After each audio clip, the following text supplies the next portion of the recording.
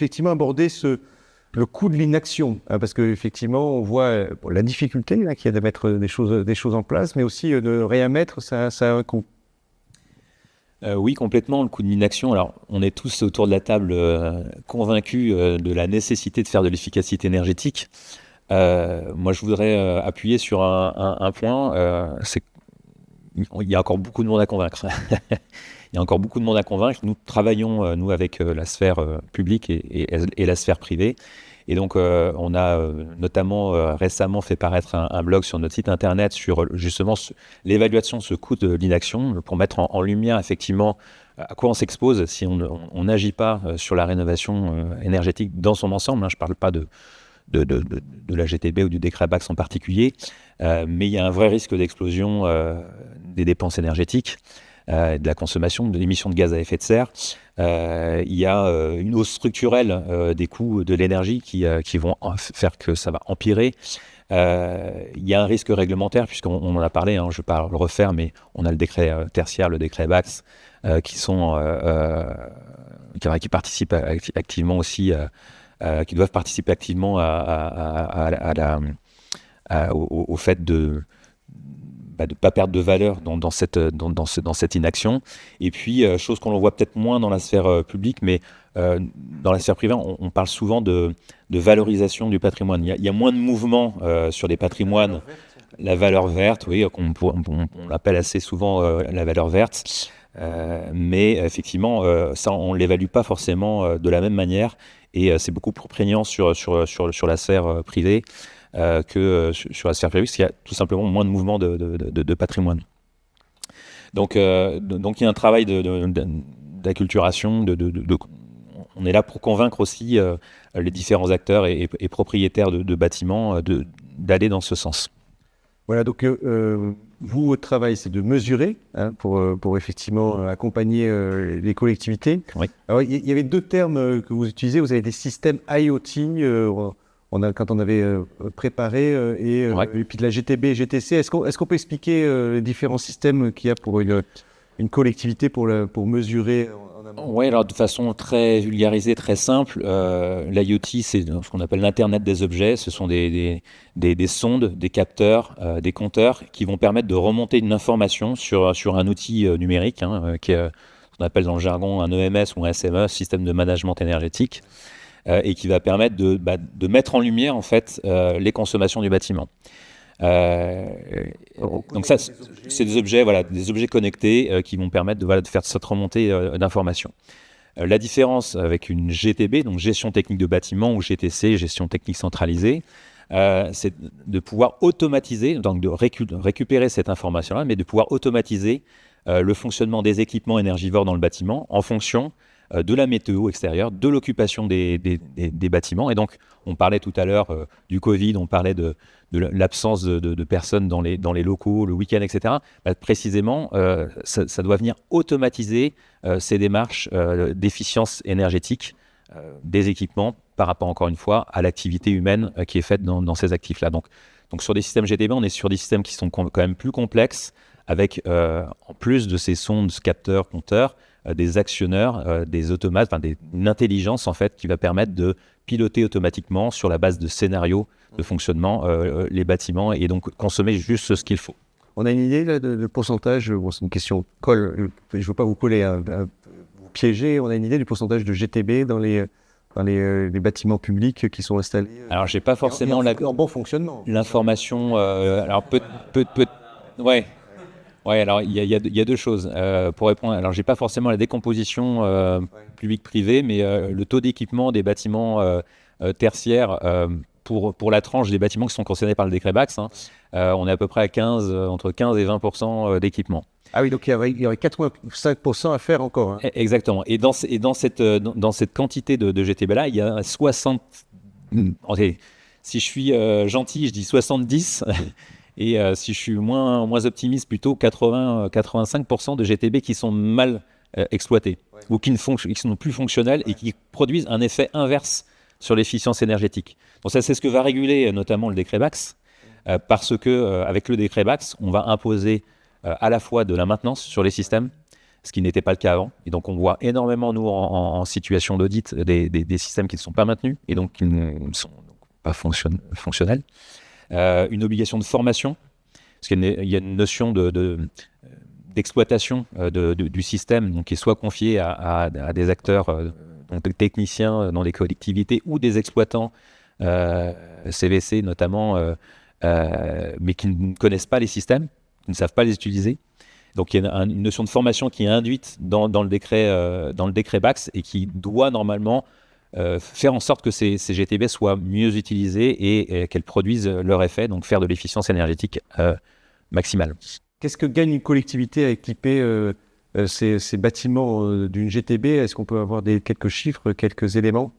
Alors oui, qu'est-ce qu'elle gagne? Tout. Non, mais c'est sincèrement, évidemment, c'est de se conformer à la trajectoire du décret tertiaire déjà. Donc c'est un sujet réglementaire. C'est un sujet également donc de maîtrise budgétaire, puisque effectivement, à partir du moment où on installe des systèmes GTB, on va avoir quand même la main sur ces sujets. Donc oui, il y a un sujet RH. Il y a un sujet de relations contractuelles également avec les exploitants. Donc ça, il faut clairement l'intégrer dans les projets dans son ensemble pour que justement, effectivement, elle fonctionne à plein régime. Parmi les études qu'on a pu réaliser... il y a deux retours d'expérience d'ailleurs. Ouais, je vais en parler après, mais parmi les études qu'on réalise, souvent on se retrouve quand même sur des temps de retour sur investissement, des ROI en fait, qui sont courts. Ouais. Donc, quand on parle de prioriser... Quand vous dites court, c'est entre 2 et 6 ans, 6-8 ans, quoi, maxi. Alors, on trouve aussi des bâtiments, on fait des études aussi sur des bâtiments dont les temps de retour sont supérieurs à 10 ans. Alors, pourquoi je dis supérieur à 10 ans? Parce que c'est une clause d'exemption vis-à-vis du décret BACS. C'est-à-dire que quand on a une GTB dont le temps de retour est déclaré au-dessus de 10 ans, on n'est pas obligé d'en installer une. Donc il y a un intérêt de maîtrise budgétaire parce qu'on va maîtriser les consignes, on va être capable à distance effectivement de définir effectivement combien on doit se chauffer ou refroidir le bâtiment suivant les recommandations de l'ADEME notamment, pas que. Donc il y a la trajectoire réglementaire.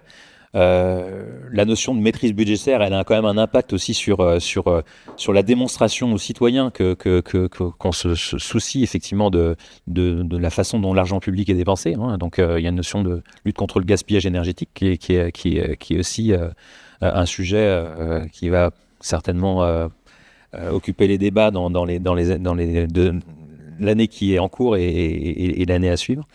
Il y a un sujet dont on parle peu aussi, c'est la maîtrise des dysfonctionnements. Parce que par le système GTB, on est en capacité de remonter des alarmes et d'anticiper aussi des problématiques techniques qui pourraient être plus graves et plus dommageables sur les équipements. On peut la prévision. On peut faire, quelque part, c'est un peu dans l'esprit d'une maintenance prévisionnelle, de pouvoir analyser effectivement ces alarmes, etc. Mais encore une fois, il faut de la ressource derrière. Donc c'est soit l'exploitant, soit la personne qui est en lecture des données ou même en pilotage des données, puisque via un système de supervision GTB, on peut agir sur les températures de consigne, sur un certain nombre à distance. Et donc justement, le fait de pouvoir travailler à distance, c'est aussi un gain en termes de réactivité sur des problématiques de panne ou des problématiques énergétiques. C'est-à-dire qu'on n'est plus obligé forcément de se déplacer pour faire ces réglages. Et donc c'est du temps en moins, temps de déplacement en moins. C'est également, parce qu'on voit encore des relevés de compteurs qui se font manuellement. Donc forcément, ça c'est aussi du temps qu'on va passer à faire des choses qui n'ont pas une plus-value importante. La vraie plus-value, c'est d'analyser justement la donnée qu'on récolte. Donc quand on a une donnée générale de gaz ou d'électricité, c'est très bien. Mais d'où vient effectivement cette surconsommation? Est-ce que c'est ma pompe à chaleur? Est-ce que c'est ma chaudière? Est-ce que c'est mon éclairage, etc. Cette analyse permet vraiment, via les systèmes IoT ou GTB, de faire ce travail-là. Et donc l'intérêt, il n'est pas que énergétique, c'est aussi un souci de gain de temps et d'efficacité des équipes sur le terrain. Et donc je parle des collectivités, mais il y a évidemment le sujet des exploitants qui travaillent aussi. Donc quand je parle de relations contractuelles, c'est à mon sens un sujet qu'on doit vraiment pousser sur les contrats d'exploitation. C'est très bien d'installer une super chaudière avec une super régulation, etc. Mais il faut aussi des gens qui l'exploitent, qui puissent exploiter au mieux des performances ces installations. Et donc, il faut les former, puisque des systèmes GTB, il en existe pléthore, avec des solutions qui sont historiquement connues, des solutions nouvelles qui arrivent aussi pour répondre à nouvelles attentes marché vis-à-vis justement de ces obligations sur des bâtiments plus petite taille, où on ne va pas forcément installer des systèmes très complexes ou en tout cas des systèmes plus mesurés. Donc là, il y a une question aussi d'adaptation des systèmes. Donc voilà, il y a quand même beaucoup de gains qui sont liés effectivement à la mise en place d'une GTB. Et puis évidemment, c'est le sens un petit peu, c'est le bon sens qui dicte ça. Pourquoi le décret BACS est arrivé parce que c'est un peu le bras armé du décret tertiaire. C'est d'abord se préoccuper de ce qu'on consomme, comment on peut mieux consommer, moins consommer donc. Et donc c'est un enjeu majeur pour tous les acteurs du bâtiment aujourd'hui. Oui, je crois qu'on a passé le message. C'était pas qu'un système, mais il y avait tout l'aspect humain. Ouais, voilà, c'est une chose qu'on en a parlé pas mal. Je suis assez raccord avec ce qu'on s'est dit. On peut avoir les meilleurs outils du monde, s'il n'y a personne derrière pour les utiliser, ça sert à rien, clairement. Donc là, vous avez deux retours d'expérience. Alors, on peut afficher, oui, effectivement, sur les slides, on a travaillé... sur un bâtiment d'enseignement, c'est ça. Alors, on a beaucoup parlé d'enseignement aujourd'hui. Donc là, on est dans le cœur de ce bâtiment, donc, qui fait 6000 m², c'est ça? C'est ça. Donc là, j'ai pris deux exemples. Donc, le premier sur un bâtiment type tertiaire enseignement, sur lequel on est intervenu en maîtrise d'œuvre. Alors, pas en maîtrise d'œuvre dès le départ, on a simplement fait un avant-projet dans un premier temps pour identifier quelles étaient les problématiques. Et là, il y en avait une en particulier, c'est qu'on avait deux parties de bâtiment avec une partie une GTB existante et une GTB nouvelle qui est liée à l'extension. Ah oui. Donc la coexistence de deux systèmes qui ne communiquaient pas ensemble. Déjà, premier problème. Et un système GTB en particulier là, qui dysfonctionnait fortement de par sa vétusté sur la partie historique. Donc on a pu identifier ces choses-là. Et vous dites dysfonctionnait fortement, il ne marchait plus du tout. Quasiment plus, oui. Il y avait beaucoup d'équipements qui n'étaient plus raccordés. Donc clairement, il y avait un vrai sujet énergétique. Donc c'était de la régulation à la main par l'exploitant et donc pas du tout optimisé. On peut pas faire venir l'exploitant tous les 4 matins dès qu'on doit changer un curseur. Et donc là l'idée, donc on a déterminé en fait plusieurs scénarios en fait de travaux qui permettaient au maître d'ouvrage d'arbitrer sur une simple mise en conformité au décret BACS ou d'aller chercher une performance énergétique optimale, etc. Donc, une fois ces arbitrages faits, donc on a écrit les cahiers des charges. Et donc, je m'arrête un point sur l'écriture de ces cahiers des charges. Donc, on a beaucoup travaillé sur la sobriété de conception, sur la façon dont on pouvait réutiliser en fait les équipements existants pour éviter de tout mettre à la poubelle. Donc ça, c'est un enjeu majeur, on ne s'en rend pas compte, mais quand on fait vraiment un travail de détail sur l'interopérabilité de la future solution avec l'existant, on génère des gains très significatifs. Je ne sais pas si vous avez des budgets en tête sur des rénovations de GTB sur ce typologie de surface, mais donc on est arrivé à un budget qui était quand même assez contenu par rapport à ce qu'aurait pu être une rénovation complète, un remplacement complet du système. Et donc, ce qu'on a constaté en termes on parle de ROI, c'est au-delà de nos expériences, puisque nos espérances, pardon, parce qu'effectivement, quand on travaille sur des ROI, à la base, il y a un calcul qui est réglementé par justement ce décret tertiaire, et donc qui généralement limite un petit peu les économies qui sont liées à l'amélioration, effectivement, ou la mise en place ou l'amélioration d'un système GTB. Donc là, le constat, c'est net et sans appel, 55% d'économies J'ai pris ce chiffre-là sur le CVC parce que c'était forcément le plus significatif. Donc 55% d'économie sur la consommation. Ça, c'est calculé gaz. C'est 55%, c'est calculé ou c'est ah non, c'est mesuré. Ah, c'est mesuré. Là, on est à mesurer 55% d'économie. Oui, exactement. Donc, finalement, la collectivité... en kilowattheure, bien sûr. C'est 87 000 €, c'est ça? Oui. Et elle économise 55% de... ROI en moins de 2 ans. À moins de 2 ans. Globalement... Oui, donc ça veut dire qu'au bout de 3 ans, ça permet... Et c'est ça aussi, je sais que souvent on a passé ce message-là, au bout de 3 ans, finalement, on fait des économies, et donc ça permet de financer des travaux. Exactement. Et pour faire autre chose, hein. C'est l'intérêt de ce type de solution. Quand on travaille sur la rénovation des équipements ou sur leur pilotage, on va faire de l'économie d'énergie avant tout. Et là, vous avez formé les équipes là, sur place? Alors la formation, elle est primordiale, ouais. Donc on l'exige à 2 stades dans nos cahiers des charges. Donc déjà, il y a la mise en place d'un contrat de maintenance, et puis ensuite, il y a la formation. Mais la formation, elle doit pas être à one shot, quoi. Parce que tout simplement, il y a le moment où les équipes arrivent, l'exploitant, là en particulier dans cette école, il y a des responsables techniques, donc toutes ces personnes sont formées pour pouvoir utiliser via un accès dédié la GTB. Mais à un moment donné, on est formé à un instant T, ok, très bien, mais ensuite on va utiliser. On va apprendre à vivre avec cette solution et interagir avec les équipements du bâtiment. Au fil de l'eau, en fait, soit on perd un peu la main dessus, soit effectivement on a des limites parfois de compétences qui font qu'on n'arrive pas. Donc généralement, on va redéclencher un autre cycle de formation. Donc ça, c'est prévu dès le départ dans le marché pour qu'on s'assure que 6 mois après, 9 mois après, effectivement, il y a une bonne appropriation de l'usage de la GTB, qu'on s'assure que ce soit bien compris, bien pris en main. Voilà pour cet exemple-là. Ça, c'est compris. Alors maintenant, on va voir un autre bâtiment. Complètement différent. Donc c'est un centre commercial. Alors on sort un peu du champ de bâtiment public, mais...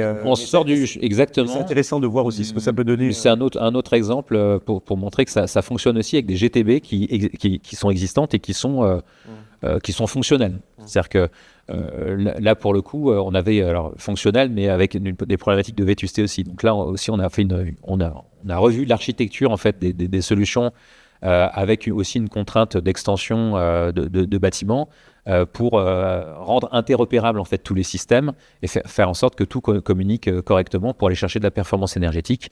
Donc je ne vais pas reprendre les différentes étapes qu'on a pu suivre, mais on a travaillé sur le même système d'avant-projet. Avant-projet, cahier des charges, consultation des entreprises et suivi des travaux jusqu'à la recette. Et donc, on a pu identifier sur une GTB qui était déjà fonctionnelle quand même des économies mixées, CVC, éclairage de 20%. Alors, c'est pas tout à fait 20%, c'est, peu importe, 21%. Mais en tout cas, les consommations énergétiques qui représentent tellement sur ce type d'actifs tertiaires que là encore, malgré le coût d'investissement, en fait, ces 20% d'économie d'énergie ont couvert l'investissement en moins de 3 ans. Donc, donc on est vraiment encore sur des optimisations qui sont moins impressionnantes en valeur relative, mais en valeur absolue, finalement, par rapport à une facture énergétique, on retombe vite sur nos pieds.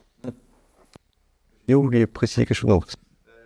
Voilà, donc c'est bien parlant, effectivement, on voit quand on met en place des systèmes GTB, et le temps d'étude, il est à peu près de combien de temps? Alors, par exemple, sur l'école, c'est-à-dire une collectivité qui vient vous voir en disant, voilà, on peut commencer à faire quelque chose c'est suivant. Après, c'est plus une question de disponibilité, mais l'étude en elle-même, c'est moins d'un mois. Hein. Donc il y a l'étude, mais si on donne une échelle de temps un peu plus large, entre le moment où la collectivité vient vous voir et le moment où c'est déployé, le système est mis en place. Le système est mis en place. Alors là, c'est une question qui est un peu plus compliquée, puisqu'il y a la règle des marchés publics qui impose effectivement... mais globalement, si on prend arbitrage compris, on est sur une durée d'1 an, quoi. Un an et demi. Ah oui, donc finalement c'est assez rapide entre le moment où on vient vous voir. Il ne faut pas perdre de temps, quoi. Là, on est sur vraiment la fourchette basse quand même entre le moment où il y a la décision de faire un audit, un avant-projet, la décision de lancer un scénario, de consulter les entreprises, enfin rédiger les cahiers des charges, consulter les entreprises, etc., etc. Le temps de réponse des entreprises aussi, puisqu'il y a un engorgement quand même sur ce marché qui est fort, d'où le report, notamment de l'échéance 2027 à 2030, c'est qu'il y a un engorgement sur toute la filière, et en termes de recrutement et en termes de ressources chez les intégrateurs qui sont ceux qui mettent en place les systèmes GTB. Donc oui, il y a quand même, il faut quand même laisser un minimum de temps pour obtenir des réponses, en tout cas de la part des acteurs du marché.